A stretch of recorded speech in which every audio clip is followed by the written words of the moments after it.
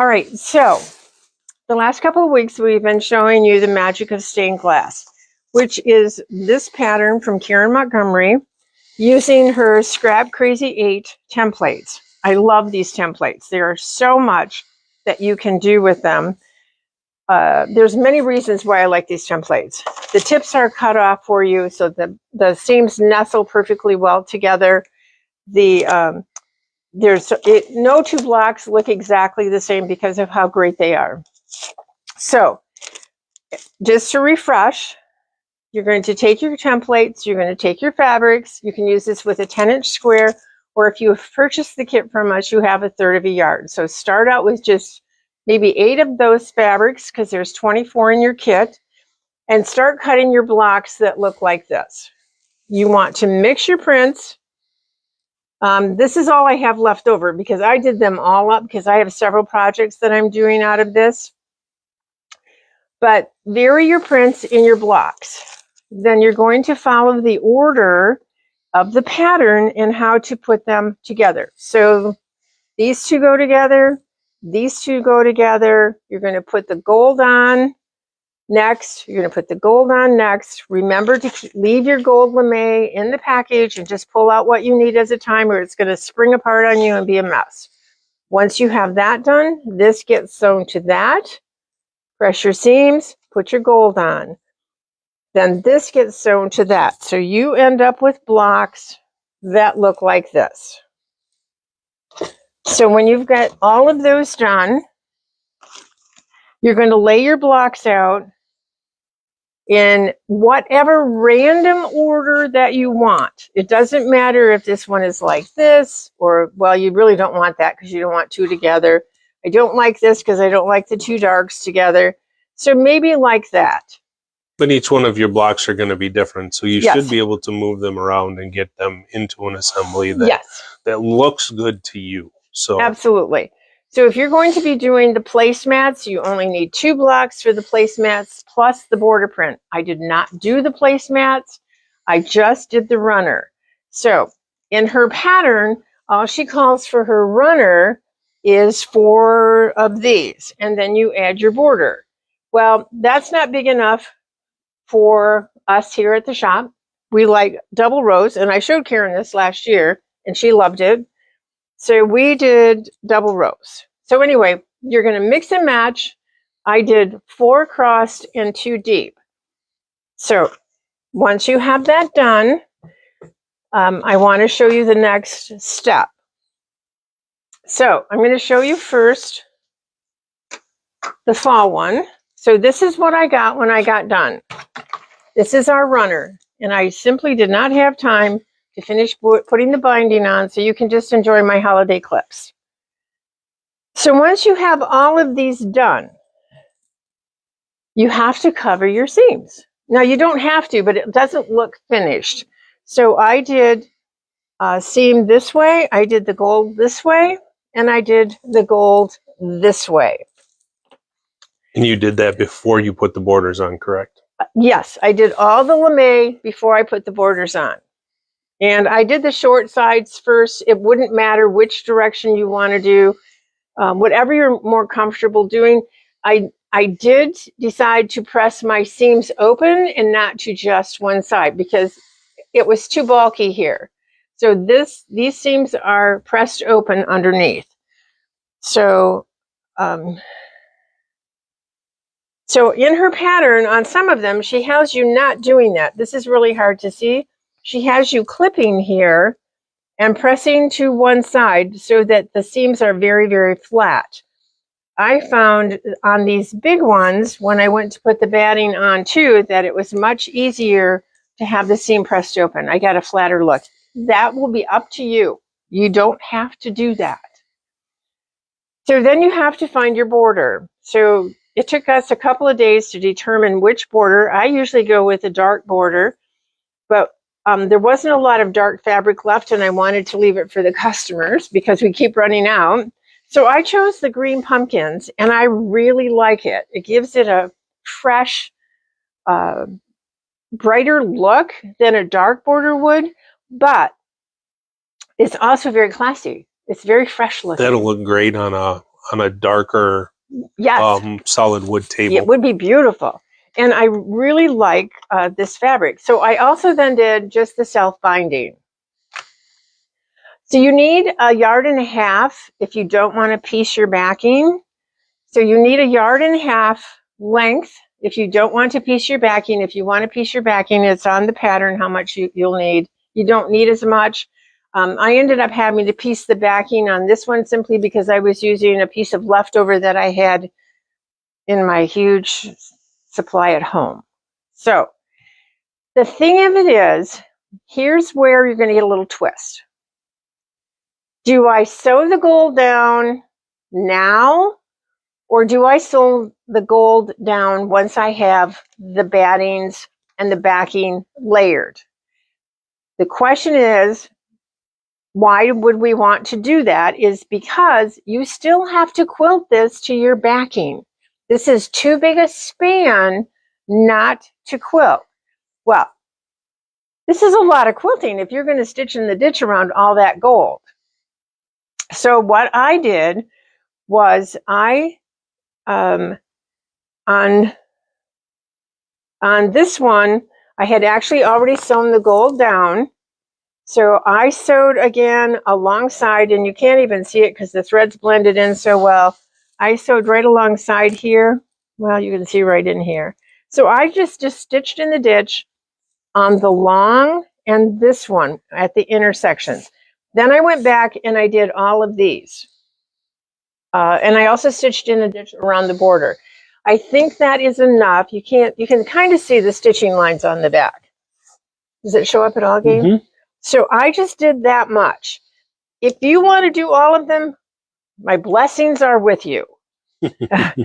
I just didn't have the time, and I just wanted to make sure that it was locked down, and if I ever did turn it over, that it would look really pretty.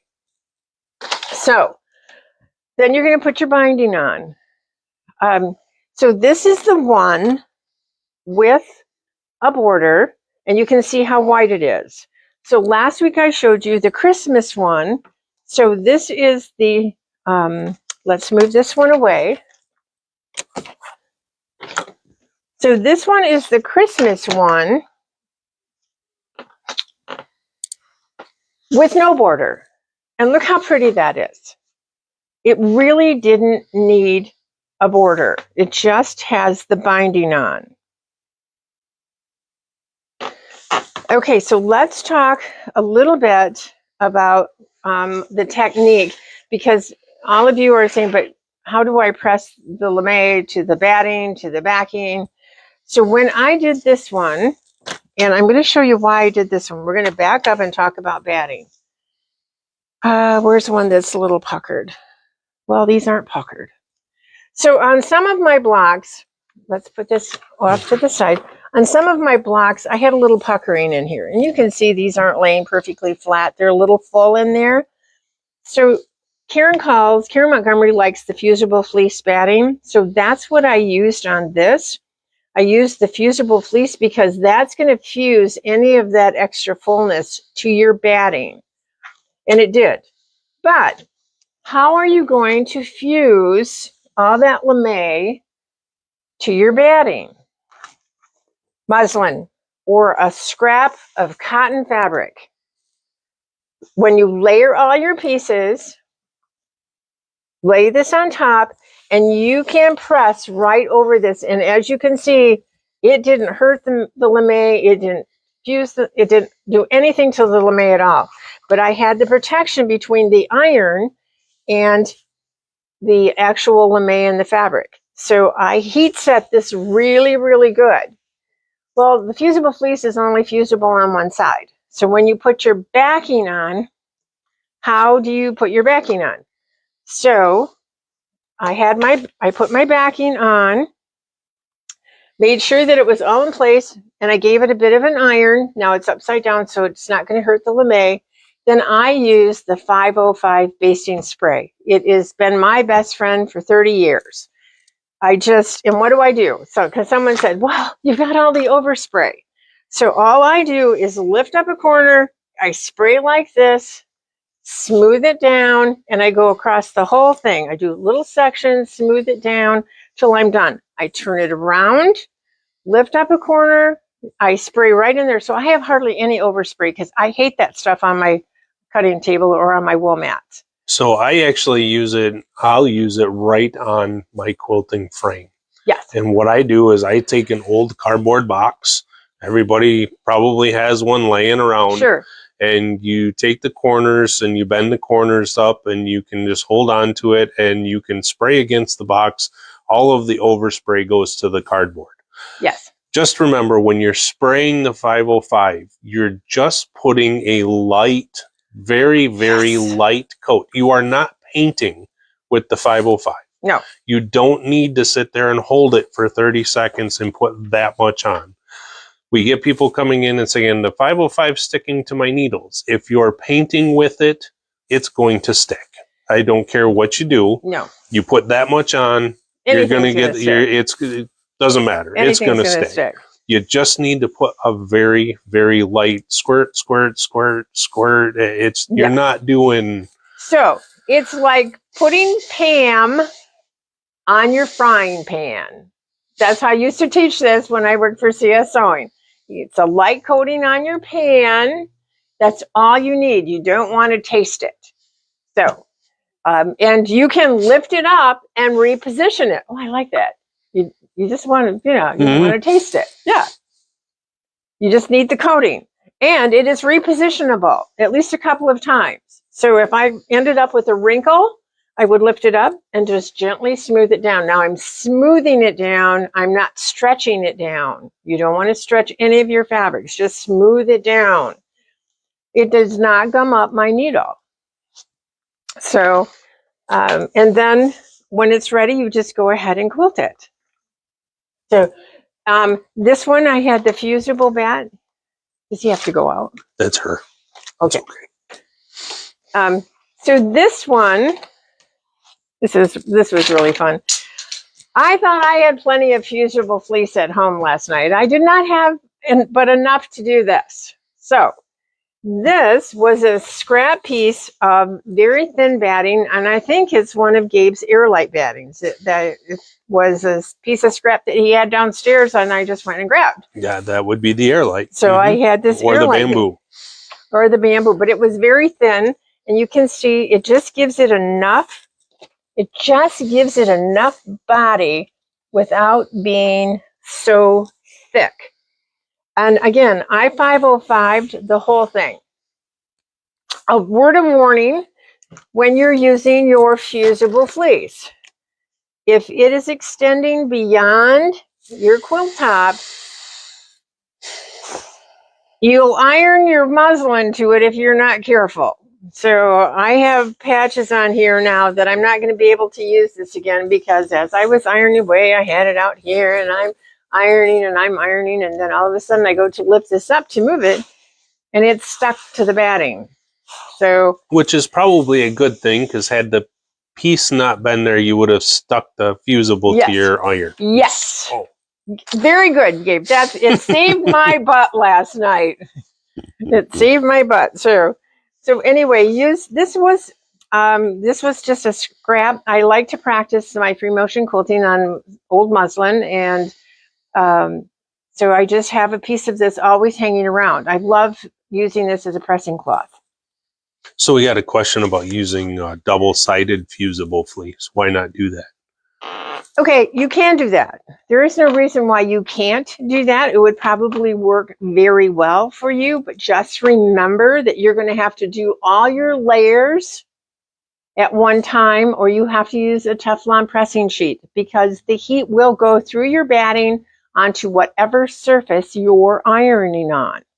It's really tricky that way. I've had so many people come in that have been fusing their batting to their top. They didn't have their backing on the back and ruined their ironing board cover. Because once you glue that fleece to your ironing board cover, no matter how you peel it off, this stuff doesn't come off. The glue doesn't rub away. It doesn't wash away. It's a permanent glue. It's a permanent glue. If you use the 505, at least you can throw it in your washer and wash it out. So, but you can. And then you're going to have to fuse both sides. Just because you fuse the top down to one side doesn't mean you don't get to turn it over and fuse the back side. Yep. So everything really needs to be, it's one of those, if you can deal with needing to be very, very precise. Yes. Because your backing is going to want to fold up on it. Your top is going to want to do weird things. You could get pleats. Right. You could wind up with pleats in your back. But if you're very careful and you're very precise and you're very slow with it, Right. you can probably do it quite easily. Yes. People do it all the time. They use the Basel foam that's double-sided for purses. People do it all the time. Yep. It's just, remember, when you're doing double-sided fleece on a table runner, you're working with a long piece. So you could get puckers, or you could get, it's just like when you do the 505 and you turn it over to double check it, sometimes you have those little wrinkles in it and you can lift it up and smooth it out. Once you've fused with the fusible fleece, you can't lift it up and smooth it out. Okay, so if anybody has any questions about this, about finishing it up, just put it in the comments. And this afternoon, it'll be a little later this afternoon when I get to the comments. We're getting our flu shots tonight. Yeah, Joy. Mm-hmm. But we are. Glenn and I are going. We had a question about how to attach the lame, and I wanted to get back to that person. Okay.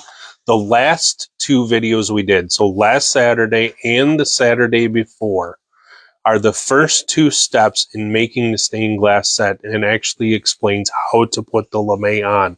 I would highly recommend going back and watching the first two sections of the video. You want me to just quickly do a piece? We could do a piece real quick if you want. Let's just do a really quick review, because I really wanted to cover this. I love working with this stuff. It is not hard. You just have to be careful. So it comes on a reel, and I found out the hard way. It comes taped. That just undo the tape a little bit, undo some, put it back in your box. You can see that it has paper on the back. So one side is going to be almost tacky. So once you have, all right, let's do it on one of these. Once you have, now you're going to be doing it in sections. This is already sewn together because I want to show you something else. But like I said before, you're going to put your lame on here before you sew it together. So you are going to heat test your lame to make sure that your iron isn't too hot and that it's hot enough. So you just need to heat test a little bit. You're going to heat your fabric. When you layer this down, then this will temporarily stick. You want to make sure that you don't stretch, because this is bias. This will stretch. See the stretch? That's because you can go around curves with it. So once you have this heat set down, you're going to sew on each side of the lame. Now, as I said in the previous videos, the walking foot works the best. Or if you have the dual feed and an open toe foot, simply move your needle position to left or right. On some of these, I actually did them with my 1/4 inch foot and just eyeballed it and ran it along the inside of the 1/4 inch Bernina foot. If you have other feet, you'll have to adjust to do that. Then you're going to fuse these down on all the short pieces, then sew them together. So this is sewn, these two are sewn, the lame is put on. These two are sewn, the lame is put on. And the seams are pressed open. See how flat that is? I know you can tell that on the camera, how flat that is. It doesn't look like there's any thickness there at all. So then once you have this to this, this to this, you're going to sew this block to this, put the lame on. These two get sewn together and you put the lame on. Again, if you have a little mini clover iron, those work really well, especially if you're going to be using this anywhere where you have curves. But again, test it.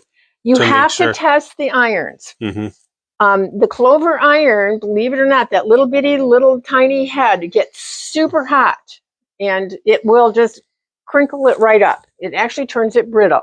So you don't want to do that. The lame comes in gold, silver, and then it comes in a flat black. So that's all there is to working with the lame. Keep it in your box. Don't stretch it. Lay it flat on a medium heat to sew it.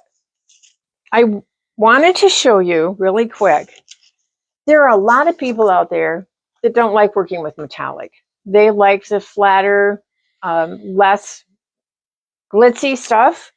So when I did some blocks, I actually decided to make some up for you out of my leftover blocks without using any of the lame. And you can go ahead and make a beautiful runner without any gold on it at all, and it will be stunning. So let's just lay some of these out. Now, I know that many of you out there like to make quilted jackets. So guess what I'm going to do with my blocks? I'm actually going to sew these all together, and I'm going to make a really pretty fall jacket out of this block. The only thing I don't know if I want to do yet is if I want to put a little bit of black or dark brown in between to set the blocks. So I'm going to play with that a little bit, and eventually I will show you. But this is how pretty this is without any lame at all. So you don't have to use the lame. Your fabrics are going to create the beauty of the block for you. So again, this is with lame. It's very pretty, but I like that look. This is without the lame, and it's equally as gorgeous. It all depends on the look that you want. So I just grabbed this morning. I'm hoping Gabe can do a close-up. This is the same block that this is. This is exactly the same block. And what a gorgeous quilt that these would make. So you have, if you're not making all of your kit up, you could actually sew these together and do a super beautiful quilt out of them. Also on these, when I did this, I did not press my seams open. Look how perfectly beautiful flat those seams are with the Acorn Precision Piecing Spray. So if you're not using the lame, you don't have to press your seams open. It's really cool. What was the name of the butterfly pattern? The butterfly pattern is called Lightning Bug Lane. It's by Brenda Hemming. We should have that. I checked yesterday. It is online. We also, this is the butterfly. Butterfly Heaven. That's the one I just showed you, but this is another version. We have tons of these. We have dragonflies. We have cats. We have sunflowers. The sunflower runner is stunning. I just don't have time to do them all. But that's okay. I'm going to have Gabe do one more close-up. This is the same pattern using the bright batiks with the black. And look how the black frames it. So there is so much what you can do with the ruler. Put it back right side up for me. Sorry. Isn't that a beautiful pattern? Picture that in the Christmas fabrics with the black even. So there is so much that you can do with this, with the templates. I know that templates can get expensive, but when you start breaking this down and doing it into blocks, this is going to make a gorgeous jacket. I've been wanting to get back into doing that, so this is what we're going to shoot for. I'm going to wish everyone a beautiful, happy stitching week. Thank you. Happy quilting, everybody.